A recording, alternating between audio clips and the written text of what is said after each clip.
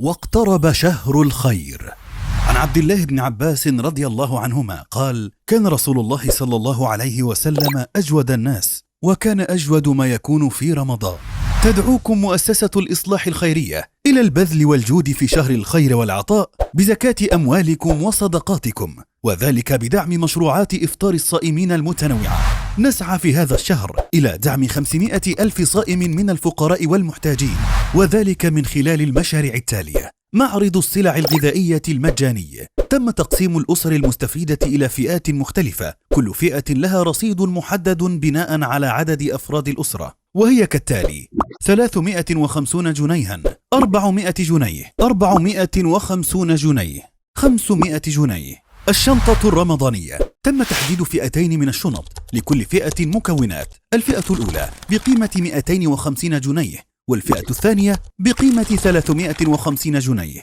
وجبات إفطار الصائمين: الجافة والمطهوة، وجبة فراخ جافة 45 جنيه، وجبة فراخ مطهوة 50 جنيه، وجبة لحم جافة 55 جنيه، وجبة لحم مطهوة 60 جنيه.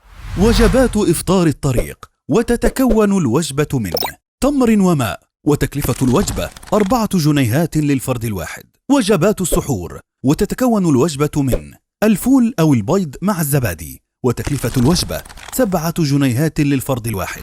ويمكنك المشاركة في إفطار عدد كبير من الصائمين من خلال الأسهم التالية: سهم برونزي 50 جنيه، سهم فضي 100 جنيه، سهم ذهبي 500 جنيه. كما يمكنك المشاركة في جميع المشاريع طوال الشهر بسهم ماسي وقيمته 1500 جنيه. والباب مفتوح للتبرع بأي مبلغ.